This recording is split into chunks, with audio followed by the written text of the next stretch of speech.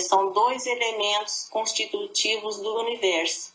O princípio vital será um terceiro? É, sem dúvida, um dos elementos necessários à constituição do universo, mas que também tem sua origem na matéria universal modificada. É, para vós, um elemento como o oxigênio e o hidrogênio, que, entretanto, não são elementos primitivos, pois que tudo isso deriva de um só princípio. Pergunta 64A. Parece resultar daí que a vitalidade não tem seu princípio num agente primitivo distinto, e sim numa propriedade especial da matéria universal, devido a certas modificações. Isto é consequência do que dissemos. Pergunta 65. O princípio vital reside em algum dos corpos que conhecemos? Ele tem por fonte o fluido universal. É o que chamais fluido magnético ou fluido elétrico animalizado. É o intermediário, o elo existente entre o espírito e a matéria. Pergunta 66. O princípio vital é um só para todos os seres orgânicos? Sim, modificado segundo as espécies. É ele que lhes dá movimento e atividade e os distingue da matéria inerte, porquanto o movimento da matéria não é a vida. Esse movimento ela o recebe, não o dá. Pergunta 67. A vitalidade é atributo permanente do agente vital ou se desenvolve tão só pelo funcionamento dos órgãos? Ela não se desenvolve senão com o corpo. Não dissemos que esse agente sem a matéria não é a vida? A união dos dois é necessária para produzir a vida. Pergunta 67A. Poder-se-á dizer que a vitalidade se acha em estado latente quando o agente vital não está unido ao corpo? Sim, é isso. O conjunto dos órgãos constitui uma espécie de mecanismo que recebe impulsão da atividade íntima ou princípio vital que entre eles existe. O princípio vital é a força motriz dos corpos orgânicos. Ao mesmo tempo que o agente vital dá impulsão aos órgãos, a ação destes entretém e desenvolve a atividade daquele agente, quase como sucede com o atrito que desenvolve o calor. A vida e a morte. Pergunta 68. Qual a causa da morte dos seres orgânicos? Esgotamento dos órgãos. Pergunta 68A. Poder-se-ia comparar a morte à cessação do movimento de uma máquina desorganizada? Sim, se a máquina está mal montada, cessa o movimento. Se o corpo está enfermo, a vida se extingue. Pergunta 69. Por que é que uma lesão do coração mais depressa causa morte do que as de outros órgãos? O coração é máquina de vida. Não é, porém, o único órgão cuja lesão ocasiona a morte.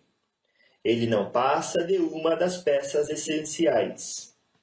Pergunta 70. Que é feito da matéria e do princípio vital dos seres orgânicos quando estes morrem?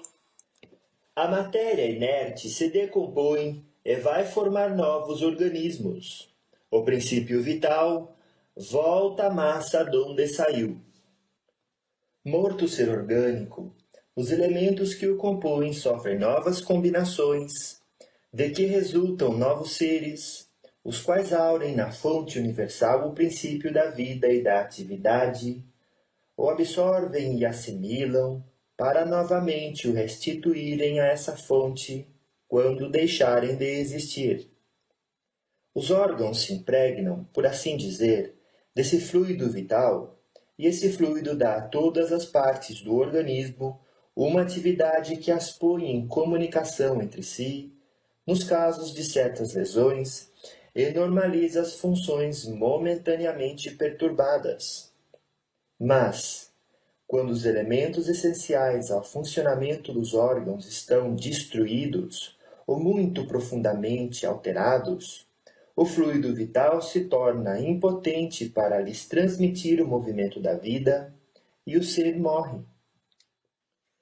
Mais ou menos necessariamente, os órgãos reagem uns sobre os outros, resultando essa ação recíproca da harmonia do conjunto por eles formado.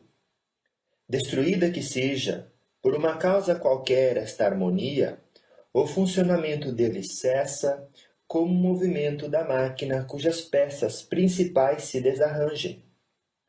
É o que se verifica, por exemplo, com um relógio gasto pelo uso, ou que sofreu um choque por acidente, no qual a força motriz fica impotente para pô-lo de novo a andar.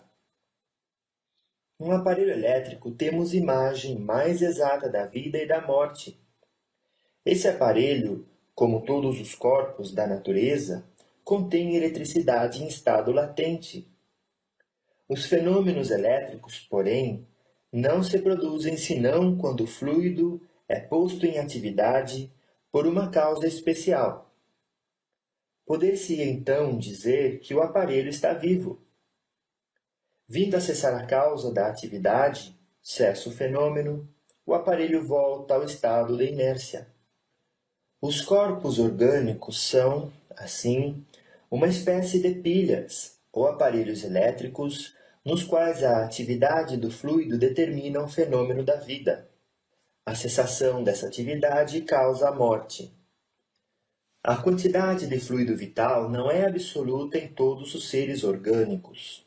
Varia segundo as espécies e não é constante, quer em cada indivíduo, quer nos indivíduos de uma espécie.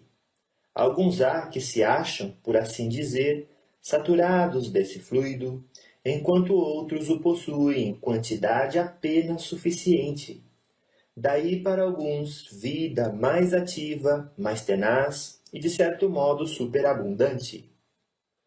A quantidade de fluido vital se esgota, pode tornar-se insuficiente para a conservação da vida, se não for renovada pela absorção e assimilação das substâncias que o contêm. O fluido vital se transmite de um indivíduo a outro. Aquele que o tiver em maior porção pode dá-lo a um que o tenha de menos, e em certos casos prolongar a vida prestes a extinguir-se. Inteligência e instinto. Pergunta 71. A inteligência é atributo do princípio vital? Não, pois que as plantas vivem e não pensam. Só têm vida orgânica. A inteligência e a matéria são independentes, porquanto um corpo pode viver sem a inteligência. Mas a inteligência, só por meio dos órgãos materiais, pode manifestar-se. Necessário é que o espírito se una à matéria animalizada para intelectualizá-la. A inteligência é uma faculdade especial, peculiar a algumas classes de seres orgânicos, e que lhes dá, como o pensamento, a vontade de atuar, a consciência de que existem e de que constituem uma individualidade cada um, assim como os meios de estabelecerem relações com o mundo exterior e de proverem as suas necessidades. Podem distinguir-se assim: primeiro, os seres inanimados, constituídos só de matéria, sem vitalidade nem inteligência. São os corpos brutos. Segundo, os seres animados, que não pensam, formados de matéria e dotados de vitalidade, porém destituídos de inteligência. Terceiro, os seres animados pensantes, formados de matéria, dotados de vitalidade, e tendo a mais um princípio inteligente que lhes outorga a faculdade de pensar. Pergunta 72. Qual a fonte da inteligência? Já o dissemos. A inteligência universal. Pergunta 72A.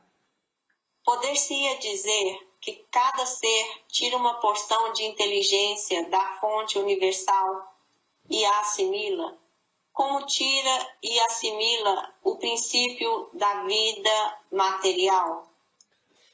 Isto não passa de simples comparação, todavia inexata, porque a inteligência é uma faculdade própria de cada ser e constitui a sua individualidade moral. Demais, como sabeis, há coisas que ao homem não é dado penetrar, e esta, por enquanto, é desse número. Pergunta 73. O instinto independe da inteligência? Precisamente não. Por isso que o instinto é uma espécie de inteligência. É uma inteligência sem raciocínio. Por ele é que todos os seres provêem as suas necessidades. Pergunta 74. Pode estabelecer-se uma linha de separação entre instinto e a inteligência? Isto é, precisar onde um acaba e começa a outra? Não, porque muitas vezes se confundem. Mas muito bem se podem distinguir os atos que decorrem do instinto dos que são da inteligência. Pergunta 75. É acertado dizer-se que as faculdades instintivas diminuem à medida que crescem as intelectuais? Não, o instinto existe sempre, mas o homem o despreza. O instinto também pode conduzir ao bem. Ele quase sempre nos guia, e algumas vezes com mais segurança do que a razão. Nunca se transvia. Pergunta 75A. Porque nem sempre é guia infalível a razão. Seria infalível se não fosse falseada pela má educação, pelo orgulho e pelo egoísmo. O instinto não raciocina.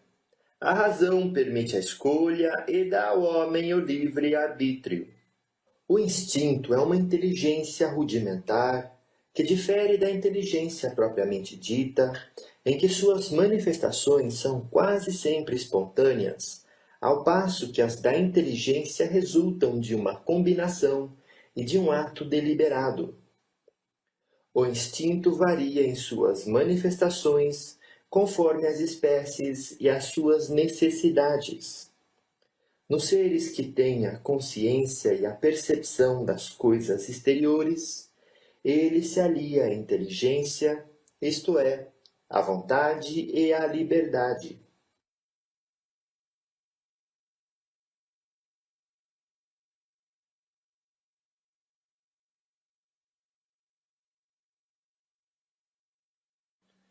Parte 2ª. Do mundo espírita ou mundo dos espíritos. Capítulo 1. Dos espíritos. Origem e natureza dos espíritos. Pergunta 76. Que definição se pode dar dos espíritos? Pode dizer-se que os espíritos são os seres inteligentes da criação. Povoam o universo fora do mundo material. Nota: a palavra espírito é empregada aqui para designar as individualidades dos seres extracorpóreos e não mais o elemento inteligente do universo. Pergunta 77. Os espíritos são seres distintos da divindade ou serão simples emanações ou porções desta? e por isso denominados filhos de Deus. Meu Deus! São obra de Deus, exatamente qual a máquina o é do homem que a fabrica. A máquina é obra do homem, não é o próprio homem. Sabes que, quando faz alguma coisa bela, útil, o homem lhe chama sua filha, criação sua. Pois bem, o mesmo se dá com relação a Deus. Somos seus filhos, pois que somos obra sua. Pergunta 78. Os espíritos tiveram princípio ou existem como Deus de toda a eternidade?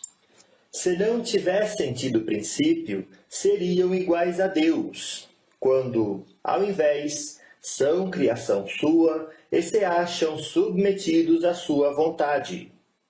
Deus existe de toda a eternidade. É incontestável. Quanto, porém, ao modo por que nos criou, e em que momento o fez, nada sabemos. Podes dizer que não tivemos princípio, se quiseres com isso significar que, sendo eterno, Deus há de ter sempre criado ininterruptamente.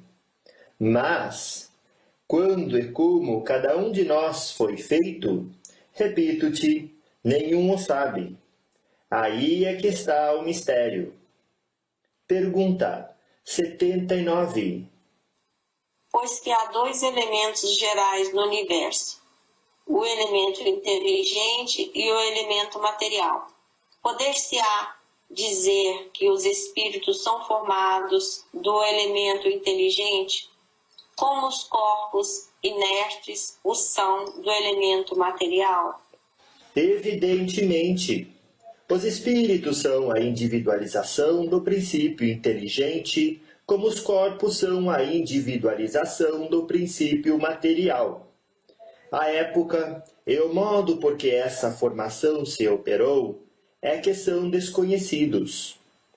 Pergunta 80. A criação dos espíritos é permanente ou só se deu na origem dos tempos? É permanente, quer dizer, Deus jamais deixou de criar. Pergunta 81. Os espíritos se formam espontaneamente ou procedem uns dos outros? Deus os cria, como a todas as outras criaturas, pela sua vontade. Mas, repito ainda uma vez, a origem deles é mistério. Pergunta 82. Será certo dizer-se que os espíritos são imateriais? Como se pode definir uma coisa quando faltam termos de comparação e com uma linguagem deficiente? Pode um cego de nascença definir a luz? Imaterial não é bem o termo. Incorpóreo seria mais exato, pois deves compreender que, sendo uma criação, o espírito há de ser alguma coisa. É a matéria quintessenciada, mas sem analogia para vós outros, é tão etérea que escapa inteiramente ao alcance dos vossos sentidos. Dizemos que os espíritos são imateriais, porque pela sua essência diferem de tudo que conhecemos sob o nome de matéria. Um povo de cegos careceria de termos para exprimir a luz e seus efeitos. O cego de nascença se julga capaz de todas as percepções pelo ouvido, pelo olfato, pelo paladar e pelo tato. Não compreende as ideias que só lhe poderiam ser dadas pelo sentido que lhe falta. Nós outros somos verdadeiros cegos com relação à essência dos seres sobre-humanos. Não os podemos definir senão por meio de comparações sempre imperfeitas ou por um esforço da imaginação. Pergunta 83. Os espíritos têm fim? Compreende-se que seja eterno o princípio de onde eles emanam, mas o que perguntamos é se suas individualidades tem um termo e se, em dado tempo, mais ou menos longo, o elemento de que são formados não se dissemina e volta à massa de onde saiu, como sucede com os corpos materiais. É difícil de conceber-se que uma coisa que teve começo possa não ter fim. Há muitas coisas que não compreendeis, porque tendes limitada a inteligência. Isso, porém, não é razão para que as repilais. O filho não compreende tudo que a seu pai é compreensível, nem o ignorante tudo que o sábio apreende. Dizemos que a existência dos espíritos não tem fim. É tudo o que podemos por agora dizer. Mundo normal primitivo. Pergunta 84. Os espíritos constituem um mundo à parte, fora daquele que vemos? Sim, o mundo dos espíritos, ou das inteligências incorpóreas. Pergunta 85. Qual dos dois, o mundo espírita ou o mundo corpóreo, é o principal na ordem das coisas? O mundo espírita, que preexiste e sobrevive a tudo. Pergunta 86. O mundo corporal poderia deixar de existir ou nunca ter existido sem que isso alterasse a essência do mundo espírita? De certo, eles são independentes. Contudo, é incessante a correlação entre ambos, porquanto um sobre o outro incessantemente reagem. Pergunta 87. Ocupam os espíritos uma região determinada e circunscrita no espaço? Estão por toda parte. Povoam infinitamente os espaços infinitos. Tendes muitos deles de contínuo a vosso lado, observando-vos e sobre vós atuando, sem o perceberdes, pois que os espíritos são uma das potências da natureza e os instrumentos de que Deus se serve para a execução de seus desígnios providenciais. Nem todos, porém, vão a toda parte, por isso que há regiões interditas aos menos adiantados. Forma e ubiquidade dos espíritos. Pergunta 88. Os espíritos têm forma determinada, limitada e constante? Para vós, não. Para nós, sim.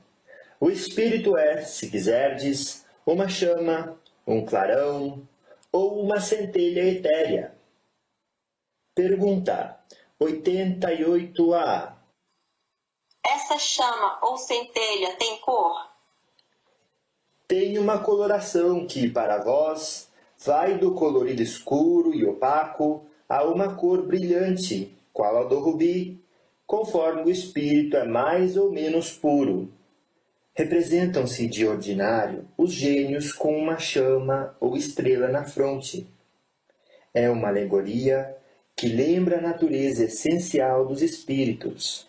Colocam-na no alto da cabeça, porque aí está a sede da inteligência. Pergunta 89. Os espíritos gastam algum tempo para percorrer o espaço? Sim, mas fazem-no com a rapidez do pensamento.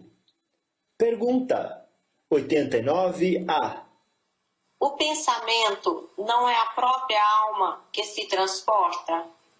Quando o pensamento está em alguma parte, a alma também aí está, pois que é a alma quem pensa.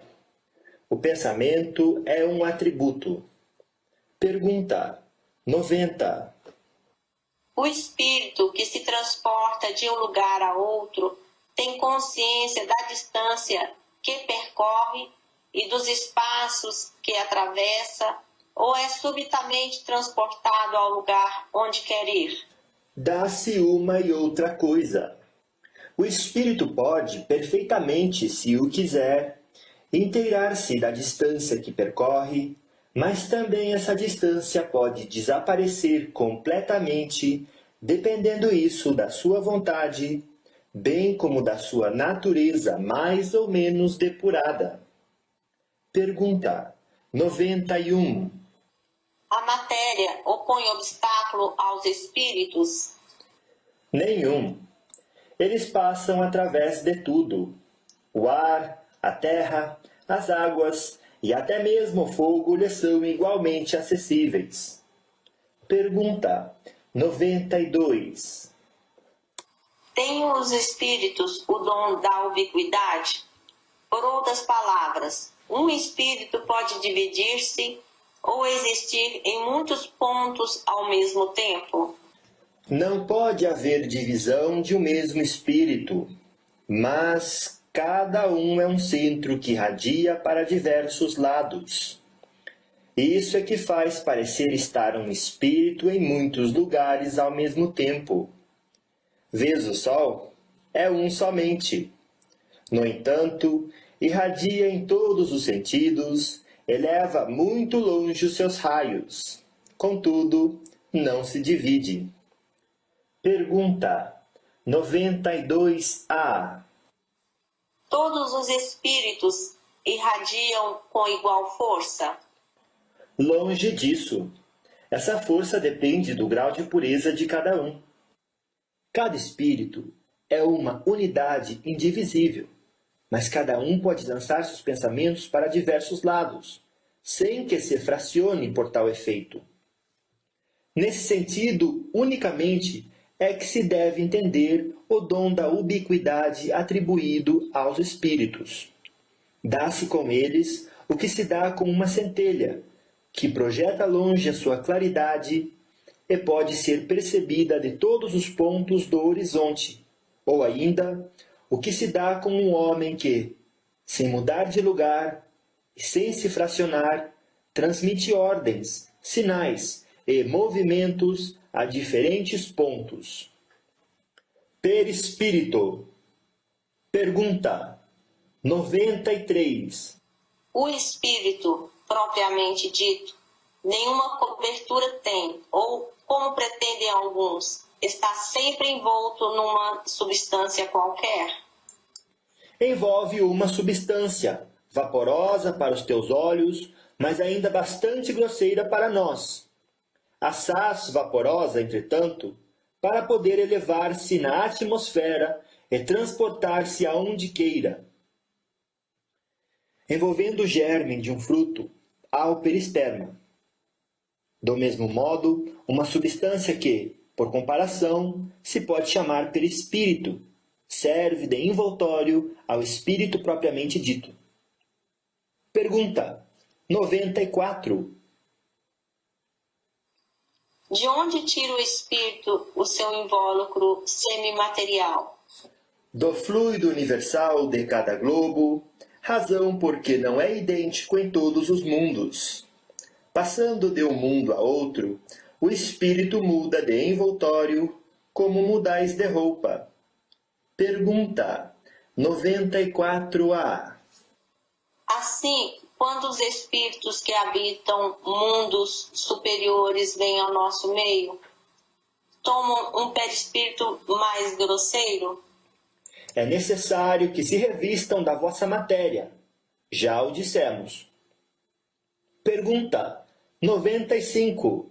O invólucro semimaterial do espírito tem formas determinadas e pode ser perceptível? Tem a forma que o espírito queira. É assim que este vos aparece algumas vezes, quer em sonho, quer no estado de vigília, e que pode tomar forma visível, mesmo palpável. Diferentes ordens de espíritos. Pergunta 96. São iguais os espíritos ou há entre eles qualquer hierarquia? São de diferentes ordens, conforme o grau de perfeição que tenham alcançado. Pergunta 97. As ordens ou graus de perfeição dos espíritos são em número determinado? São ilimitadas em número, porque entre elas não há linhas de demarcação traçadas como barreiras, de sorte que as divisões podem ser multiplicadas ou restringidas livremente. Todavia, considerando-se os caracteres gerais dos espíritos, elas podem reduzir-se a três principais. Na primeira, colocar-se-ão os que atingiram a perfeição máxima, os puros espíritos. Formam a segunda os que chegaram ao meio da escala. O desejo do bem é o que neles predomina. Pertencerão à terceira os que ainda se acham na parte inferior da escala, os espíritos imperfeitos. A ignorância, o desejo do mal e todas as paixões más que lhes retardam o progresso, eis o que os caracteriza. Pergunta 98.